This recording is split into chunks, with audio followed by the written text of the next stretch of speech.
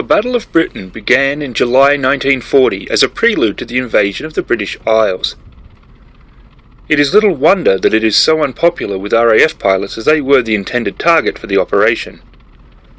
The leap in fighter design from World War I to the Second World War was huge. Like Vietnam, when it was believed that the missile would become the primary weapon and G-forces would make dogfighting pointless, in 1940 many believed that dogfights were a thing of the past, that the speed and G-forces of the modern 1940s fighter would make such actions impossible. Fighter pilots can be a hard-headed bunch and didn't listen to those who said dogfighting was now impractical and outdated. Initial fighter command tactics were to have concentrations of fighters attacking the enemy bomber formations in tight, 3-fighter sections of 12 aircraft in all, one squadron. The RAF fighters attacked in a V formation, and while it worked in theory, they soon learned how inflexible the system was. The Germans, on the other hand, did have the benefit of the Spanish Civil War and the lessons it taught. They came away with the firm understanding that fighter-to-fighter engagements were very likely to occur, and that positioning and getting into a firing position was every bit as important now as it was in the 1918 war. The Luftwaffe employed a much more flexible formation, and the swarm became a difficult thing for the RAF pilots to contend with. When France fell, the Luftwaffe was able to move its fighter force to within flying distance of southern England. The chance of RAF fighters now meeting unescorted bombers were rapidly diminishing. Now attacks on the bombers would have to contend with their fighter escorts. RAF fighter units were getting outflown early in the war by smaller German units. Though there was little to be done, England knew the war was coming to their doorstep. They hadn't the time to create new tactics, and they were cutting as many corners in the fighter pilot training as they felt they could. The young pilots were coming to frontline units with only a few hours on Spitfires and Hurricanes, and many hadn't mastered the current tactics, let alone any new ones. A stopgap measure was to open up the V formation. While this improved searching, it helped little when it came to the turning fight. There was one area that fighter command was far superior to that of their German counterparts, and that was the field of battle management. RAF pilots could receive updates as they flew. They could be vectored to new targets or pulled off old ones. They were not required to fly standing patrols, but could instead be scrambled when they were needed. This was less tiring on the pilots, used less resources like fuel, and gave the RAF pilots longer time on station than their foes, who typically only received information at their briefings. To say that radar and battle management alone won the battle is a gross injustice to the guts that the RAF pilots exhibited. However, at the same time, its importance in the battle cannot be ignored. It was at times a learning process, and mistakes can be costly. Controllers sometimes would vector squadrons in a straight line towards enemy formations, as this saved time. If the Spitfire squadron had not managed to gain enough altitude, they could get caught in their climb doing around 240 miles an hour. Bf-109s coming down in their dive and travelling much faster had a big advantage, and several German pilots scored kills in this fashion. To counter, some RAF units ignored the controller and climbed at an angle away from the bombers before vectoring in at the correct altitude. It took longer, but was far safer for the pilots. Courage, determination and a grudging respect developed between the Luftwaffe and the RAF. Examples such as that of Flight Officer Peter Peace, who attacked and damaged an Heinkel 111 while a Bf-109 attacked him from behind. His dogged determination to press home the attack on the enemy did ultimately cost him his life, and his Spitfire crashed near Maidstone with him still within. Another tactic, which some were sure to be a battle winner, was that of the big wing. The idea was to concentrate several squadrons together and attack en masse. 5 squadrons, each consisting of 2 Spitfires and 3 Hurricanes. The Spitfires to engage the enemy fighters as the Hurricanes attacked the bombers. There is still huge debate as to how effective the action was. With so many aircraft mixing it up, the unintentional practice of overclaiming was bound to happen. The big wings, when they did happen, did have one very positive effect, and that was on German morale. When attacked by such a force of RAF fighters, it sent a very clear message that the RAF had not been wiped from the skies as some German reports had suggested. It left a bitter taste for the German bomber crews, who were getting the brunt of the RAF attack. There has also been many debates over which aircraft was better, the Spitfire or the Hurricane. There is little doubt that the Spitfire was better. However, the Hurricane was able to absorb more damage than the Spitfire before becoming unflyable, yet the Spitfire's small silhouette made it a more difficult target to hit. In reality, they found that pilots flying the Spitfire had more than double the chance of returning from contact than those flying Hurricanes. There are many factors that make aerial combat comparisons difficult.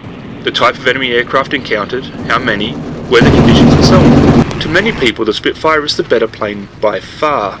Others feel that the two aircraft were equal when used to their strengths.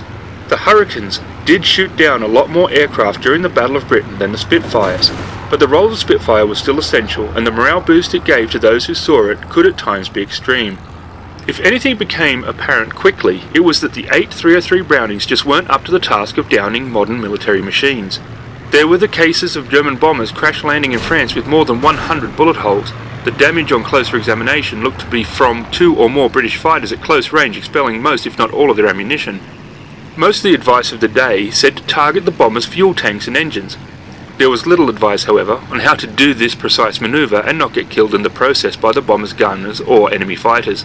German bombers such as the Do-17Z had self-sealing fuel tanks, an elaborate yet effective system in which the end result was a chemical reaction causing rubber to swell and seal the hole caused by the round, which prevented many bombers from catching fire. To combat this, a large enough hole has to be made where the process just can't hope to seal the damage. For the Spitfire, that meant only one thing. It was another look at the 20mm Hispano cannon. The work to find a solution to the cannon's jamming problems took on the highest priority. The jamming problems were eventually solved, but a new problem arose.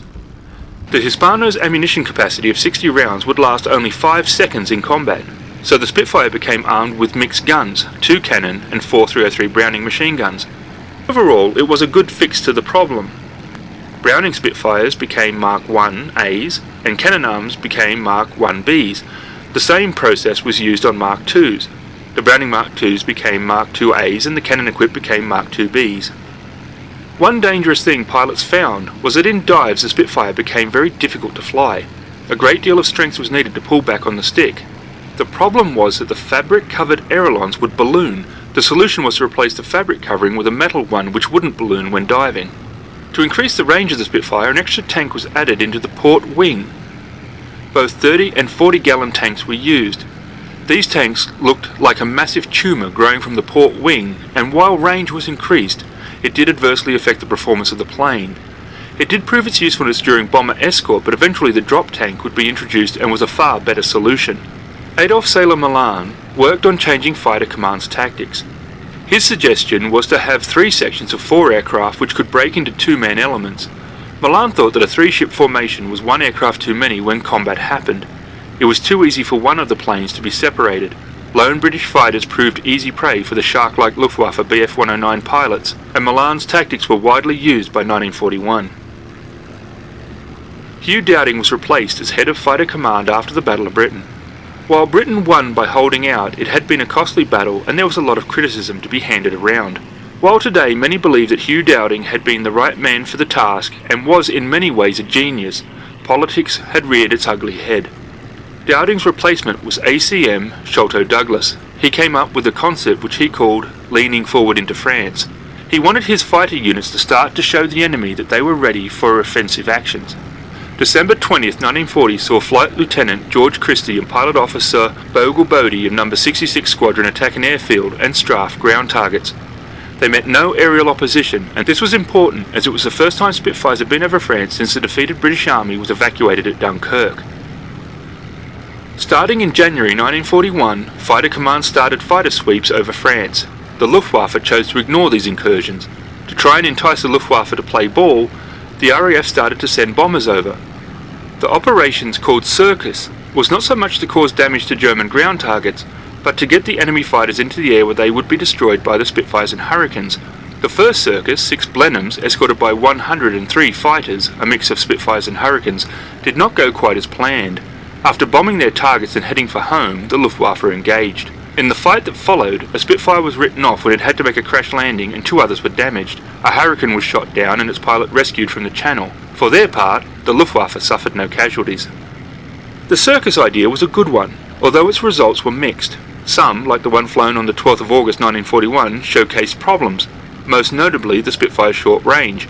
When 54 Blenheim bombers were to attack the Cologne power station, the Spitfire force could not escort them all the way there, but had to return to England for fuel, and the Blenheims would be returning home before picking up their fighter escorts again. The bombers suffered heavily from enemy fighters and flak, and in all, 10 were shot down and several others damaged. The fighters didn't escape unscathed either. 2 Mark IIs, a Mark II with long-range tank in the port wing, and one of the new Mark 5Bs were lost. The attack on the power station was the beginning of the end for the Mark IIs. The Mark V were now in production and re-equipping units were underway. The early Mark Spitfires had done the job when England needed them most, but now were beginning to be phased out. There is a mysticism that has risen around the Spitfire that does not exist in quite the same way for any other plane. It has a unique combination surrounding it.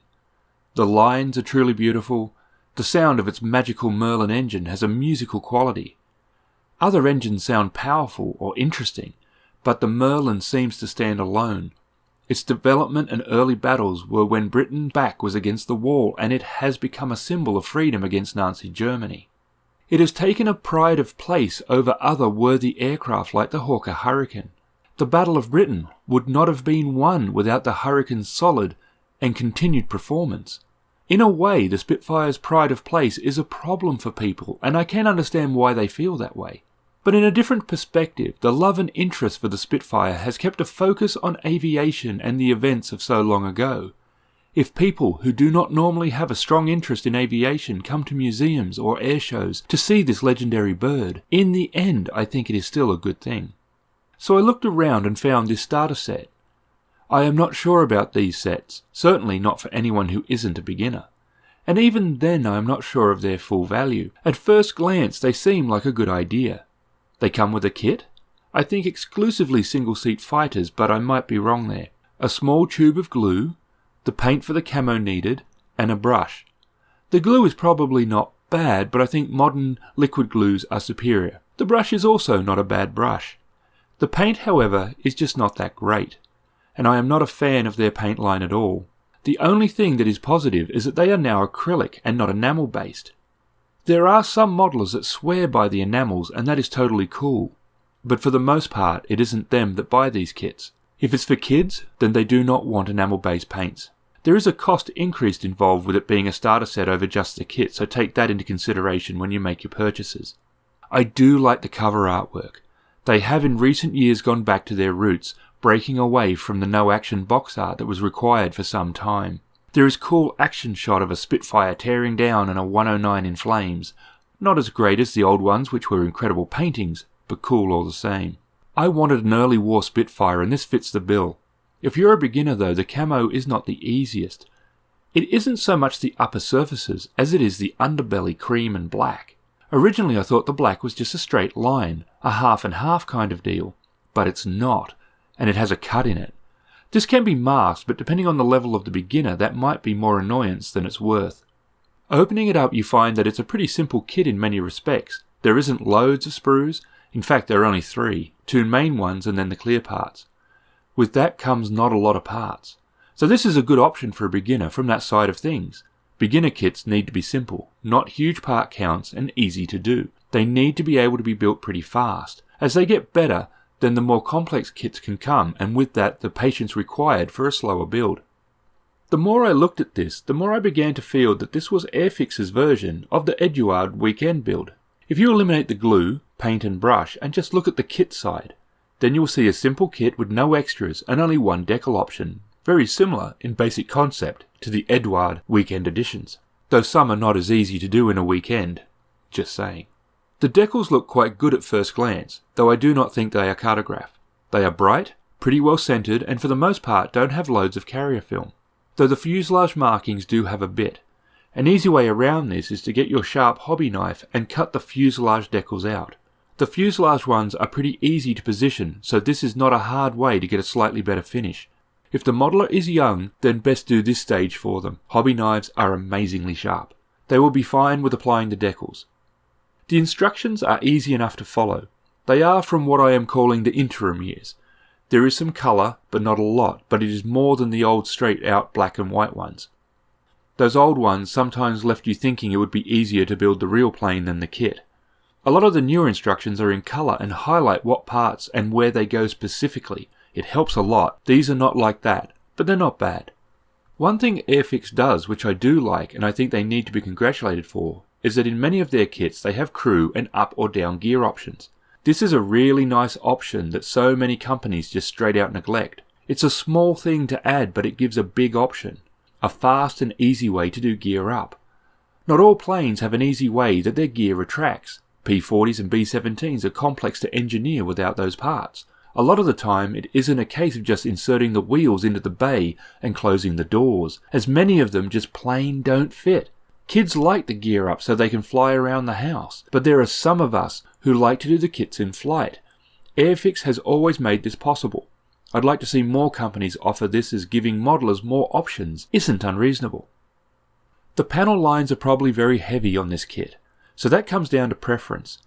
If you like high realism, then they will probably be too heavy for your liking, as they are quite bold. I don't mind this as much in 172, as they need to stand out due to the small size. If it's on a 48 though, then I think it's a bigger issue. On a beginner kit it's fine. It lets beginners try out washes and some of the weathering techniques. But again, for the experienced modelers out there, then this kit is not really marketed at you. For the overall detail, I think it's excellent. The cockpit is a little tricky for beginners to do, as it's a more realistic representation of the Spitfire one, but the wings especially are very well done. The gun bay panels and general panel lines are going to stand out. It won't look like just a smooth wing.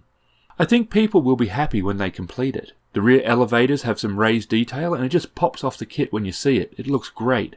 The price is around $15, and really that isn't that bad at all. If you opt for the non-starter version, you can get it a little cheaper, but whichever way you go, I don't think it's a bad price. The Spitfire is an iconic aircraft.